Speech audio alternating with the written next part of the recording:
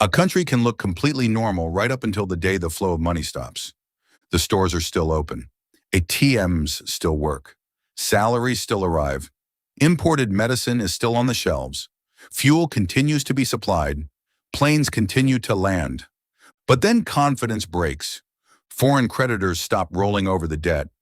Reserves begin to run out. The currency loses value.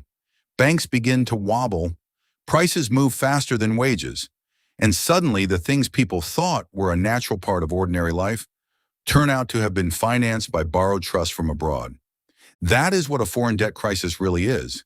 It is the moment when a country discovers how much of its normal life has been rented from abroad. Welcome to the history of money and finance, where money, power, and history collide, and nothing is ever as simple as it looks. Most people hear the words sovereign default and think of investors losing money. This is the clean and distant version of the story. But when a country cannot pay its foreign debt, the problem does not remain limited to bondholders. It spreads through the currency, the banks, imports, inflation, wages, jobs, and eventually politics. The reason is simple. Foreign debt has to be paid in money that the country cannot print whenever it wants. For this, it needs export earnings, foreign exchange reserves, fresh borrowing from abroad, or a combination of these. Once these begin to fail, the state does not just face a financing problem. It faces a national balance sheet crisis. And once this crisis begins, ordinary people end up paying the price for it in the real economy. IMF research on the sovereign bank nexus shows why this is dangerous. When governments come under financial pressure, banks holding large amounts of government debt can also be damaged. Credit tightens, investment falls, and recessions can become even deeper. And this is where the difference between domestic debt and foreign debt becomes critical. A government that borrows mainly in its own currency can also experience inflation, political backlash, and financial instability. But it has one advantage. It can create the currency in which its debts are denominated. That does not make the problem painless. It simply makes the crisis much more political than external. Foreign debt is more brutal. It comes due in dollars, euros, yen, or another foreign currency.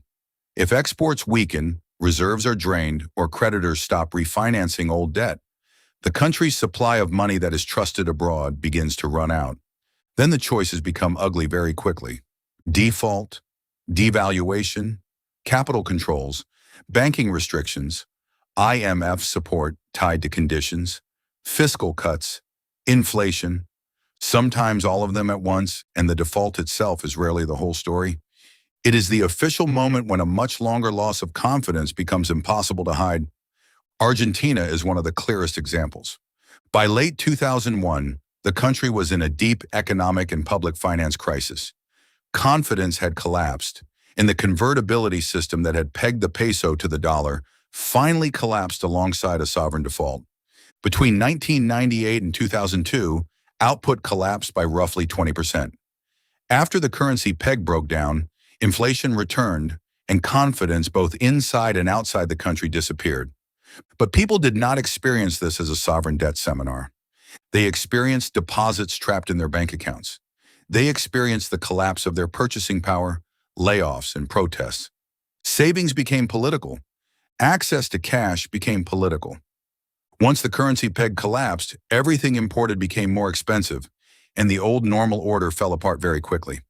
Poverty increased dramatically, and at one point, roughly half of the population fell below the poverty line. But the deeper story was this. Ordinary people woke up inside a country that could no longer afford its previous level of stability. Russia in 1998 offers a different version of the same lesson. Pressure on the sovereign state quickly spread into the currency and banking system. The government's de facto default, combined with a sharp devaluation and a collapse in confidence, immediately hit the banking sector. The ruble lost value. Debt was restructured. Banks were hit hard. There was no such thing as trust left anymore. And this is exactly the point that needs to be understood. Sovereign debt crises rarely remain limited to the state alone. Banks hold government debt, businesses depend on imported inputs, households rely on stable prices, and the currency itself depends on confidence that external obligations will remain manageable. Once the state begins to look doubtful, everything connected to that doubt begins to wobble too. Greece adds another critical dimension to this. It shows what happens when a country loses financing flexibility without having independent control over its own currency. Unlike a country with its own currency, Greece could not carry out the adjustment process simply by devaluing its currency. That is why the pain arrived differently. Through contraction, through austerity, through unemployment, through fiscal pressure, and a prolonged loss of economic autonomy. This reveals the two classic ways in which pain can be distributed. If a country has its own currency and collapses under foreign debt, the damage usually arrives through devaluation and inflation. If it does not have monetary flexibility, the pain can arrive through deeper austerity policies, unemployment, and prolonged economic pressure. Different mechanisms, same lesson. When external financing fails, ordinary people are not spared. So what does a sovereign default actually do? First, creditors stop refinancing the debt on sustainable terms, or they demand interest rates so high that rolling over old debt becomes impossible. Second, foreign exchange reserves are depleted as the government and central bank try to defend the currency or meet external payments. Third, the exchange rate weakens or collapses. Imported fuel, medicine, food, and consumer goods become more expensive. Fourth, banks holding government debt come under pressure. Fifth, the flow of credit dries up. Finally, businesses reduce production, delay investments, cut hiring, or shut down completely. Then wages fall behind prices, pensions lose their real value, poverty rises, and political patience begins to run out. A sovereign default is not a single event. It is a chain reaction moving through trust, the currency, banks, prices, and the social order. If this happened in your country, your first fear probably would not be the bond auction. It would be the disappearance of predictability. Imported medicine might become harder to afford or find. Fuel prices could rise sharply and push transportation and food prices higher. Businesses dependent on imported machinery or components could reduce working hours, delay hiring, or shut down entirely. ATMs could impose withdrawal limits. As the currency weakens, local savings could rapidly lose purchasing power. And middle-class families would realize that the salary still arriving in their bank accounts no longer buys the same life. The poor feel it first in food and transportation. The middle class feels it in its savings, its security, and the future it thought it had financed. When countries default, people do not line up outside bond exchanges. They line up outside banks, pharmacies, gas stations, and grocery stores. That is why sovereign default is a far more social event than it appears to be on paper. The people who suffer first are usually not the people who sign the debt contracts. Those contracts are negotiated in ministries, banks, and international markets. The price, however, appears in household budgets. A country that falls into foreign debt distress loses more than financing.